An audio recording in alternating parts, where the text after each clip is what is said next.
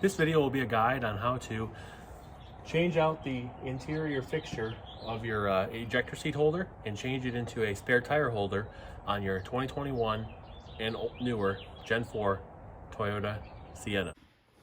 The following photo is all the parts needed for this installation. We have the trim assembly here. We have the spare tire holder that gets installed to the frame. We have tools here, the jack handle, the actual jack, it's a scissor jack, the jack wrench, some bolts, the floor box, the spare tire cover, and then of course the tire and the rim itself. Everything except for the tire and the rim is one assembly that you buy together. So it would be all these parts right here. And then the rim and the tire you buy separately. Now you might be asking, how do I get this assembly? Well, Toyota sells it. Here are the various part numbers right here. Depending on what year and make and model you have, obviously everyone has a Sienna, but depending on the trim level and the color of the interior, that's how you will decide which one you need. I have an LE, so I know that the interior color is always this light gray, so that's color suffix B2. Depending on what features you have, if you have shades on your third row windows, you'll want one of these bottom two options. If you don't, you'll want one of the top two options potentially. Rear seat entertainment, that's if you have the movie screen that pops down from the ceiling.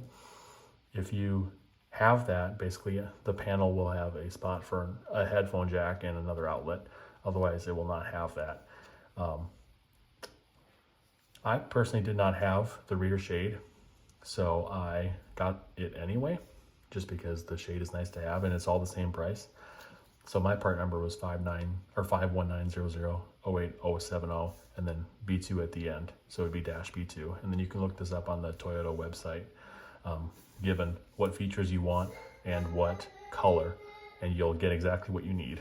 And again, that's for all these pieces right here.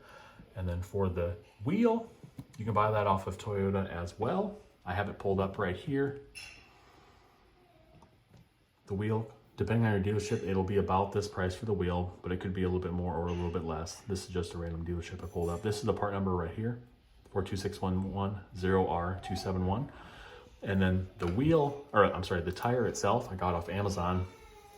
This is the size, 155/80/17. Currently sells for $80 for the tire. This is the exact brand that's used, Falcon. I'll give a link to this if necessary, but additionally, you can get this pretty much from anywhere, or if you want, you can go to a junkyard and you can find the same tire and rim. That could be a little bit cheaper as well. So those are your options there. The first thing we must do is remove this scuff plate right here. We don't have to take the entire thing off, but all we have to do is just remove this area right here such that we can get to some of the internals underneath. If you do it right, it's not that hard. You don't need to apply too much force. If you feel you need to apply a lot of force, you're probably doing something incorrectly. What you must do is grab right here and pull toward you, meaning into the car, a little bit until it unclicks, and then pull up until it comes off. You can see the anchor points that they use here. Again, it should not be too much force. If it's a lot of force, you're probably doing something incorrectly. Now that we've got this piece disconnected, we need to disconnect this piece. We just pull it straight toward you this way and it should come right out. Again, you can hold underneath here, right here, and just pull it toward you and it should just click right out. What you can do for extra assistance is push in right here while you're pulling this way. It should come right out. See how little force that took? And then here's a scuff plate. Put this aside, you'll need it a little bit later. Now that the scuff plate is removed, next we need to remove these wirings, harnesses for the door. You can just push down on the tab above and the wiring comes out. It looks like there are 3 of them here. Like 1, 2, 3. Now that we have the wiring undone, there are 3 of them. Underneath here, right down in here, there's a 10mm socket. We're going to undo that. And that will allow us to take this entire housing out. Next, we'll take a 14mm socket and we're going to undo this seat belt casing right here.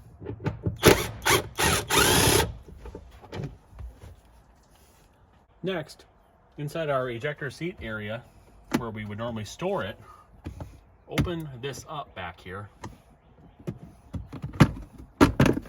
And we'll see stuff back here. This is going to have to go. So let's get rid of this.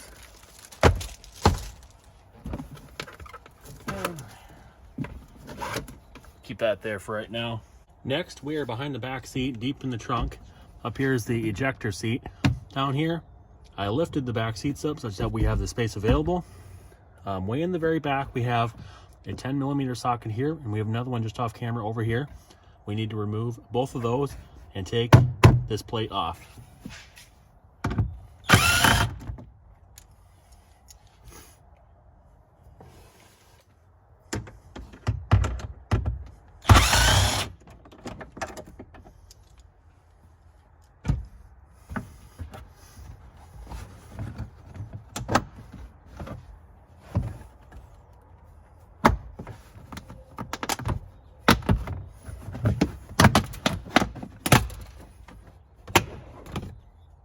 Simple enough.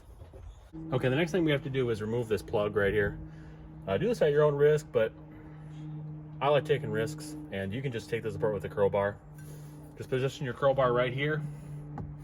And just get it deep in there, and just there we go. Yeah, comes right out. At this point, we can start peeling back the paneling. You can generally start down in this corner down here. You just pull this up and it'll unattach. I've already unattached just a little bit. A couple things you need to be aware of because there are a couple fragile parts here. First things first, there's these belts that are attached to metal pieces behind. I will let you decide how to finagle those. That's very low risk. Additionally, over here, you can see, I'll come over across the car. You have your room temperature sensor down here. There is a connection on the back side. I'm not going to show it, but it's similar to the other electrical connections. That is easily breakable. So what you can do is undo this area right back here very carefully, and then go in behind and you can just undo that with your finger. Make sure you do that before you just pull it off like a crazy person, because if you break that, you're gonna have some problems. See if I can get it undone here, or just pull it through like that. Yeah, and then there's a notch right here. Additionally, right behind here, this is your fuel latch. This can break very easily. It's very easy to access from the front here. It's attached to this arm right up here. This arm has a ledge on it. If you just pull this ledge up toward you, so I'm pulling it this way. There's a lip. Pull that toward you like I just mentioned, and the thing will come right out. You see in the back here how I have it pushed out, up and down like that. Open that up and bring this arm out, and then reinstall it when you put the new paneling in. Additionally, the second row left seat belt you need to undo as well. So far I've kind of roughed in the new framing area. I have not attached anything. I just put it in there. I took this framing member for the spare tire out of the box and I just laid it up here as was. There are already two flanges that were already installed on the vehicle that I just lined this side up with. This attachment goes in one way. There's another one that's right here. There's one missing down here, but this attachment also comes with the screws necessary, or the bolts necessary. So I was able to take a bolt and bolt it in there. And then for up here, it also comes with nuts. I'll take my 14mm socket and I will tighten those up here. There's one, and then another nut. Next, I have taken the fuel release plug off of the old framing member, and I will attach that onto this spare tire holder right in here. Now that attached, I can now take my fuel cap release and I will just stick it in here and then reattach. So that is now available. Note that I also have now been able to tighten bolt 1, bolt 2, bolt 3, and bolt 4. This thing is not moving, and this thing works as intended. I also wanted to mention that from the old ejector seat remover kit, where you normally store the ejector seat, there were 2 pieces of metal that came off here and here to hold belts. I took those off as well. Those will not be needed in this installation. At this point, I'll assume the next step is intuitive. We have a new framing member lined up here. You just need to just use your creative aspect and just go along each of the pinpoints and just push it back in. You'll see these plugs that are already attached in the new framing member. Just push those into the holes in the steel frame and just use your creative ability to make it look nice and get the trim special. I can't demonstrate that. You do it according to your own judgment. You can't really screw it up. Sometimes you will see an extra plug that's already inside the metal frame and your new interior won't attach because it's overlapping. The one that's in the metal frame, just take a pliers or take your crowbar and just pull it out. You won't need 2, you can just have 1. And then also remember, make sure this emergency escape thing is attached right here. And then also your room temperature sensor. Make sure that is plugged back in as well. And then outside of that, this is pretty intuitive. The one I ordered has the shade right here. That way, I can just put a clip right here, up here at the top, and the shade will already be there to allow our third row passenger the ability to have some shade. The next thing you can do is open up this box right here. And then the tools that come with your spare tire assembly kit, you can actually put these right here and you can store them right in here. Let's see, this goes this way. This goes like this.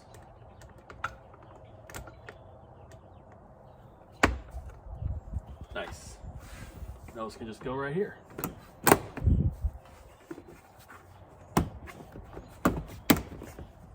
The next thing to do is to replace this back panel piece, and then we're gonna put these back in with our 10mm bolts.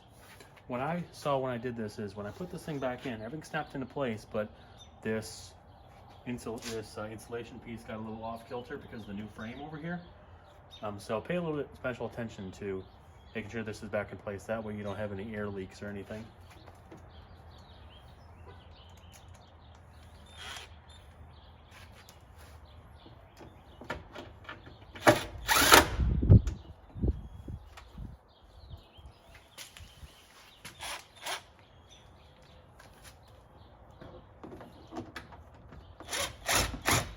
The next step is reinstalling and tightening the third row seatbelt bolt.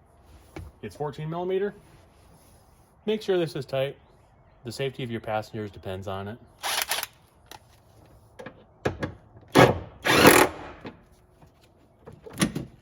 I already did this off camera, but the last thing we'll have to do now is just re-plug in those 3 electrical connections that we disconnected earlier.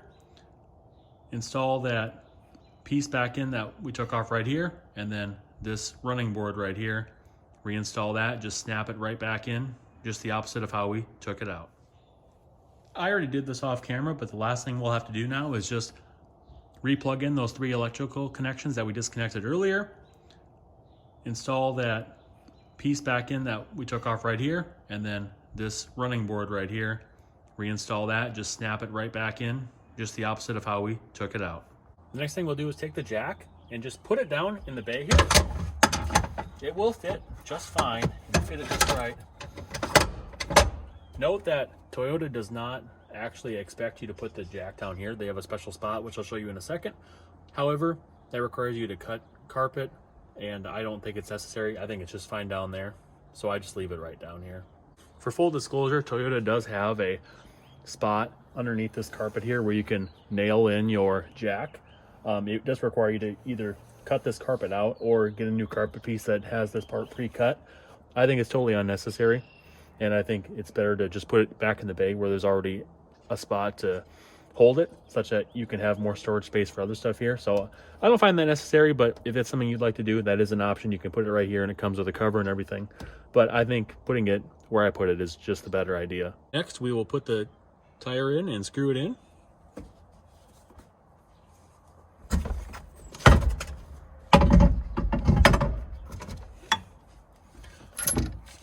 Note that you can make this tight, because when you're taking it off, if you have to use it, you have the tools available to untighten it.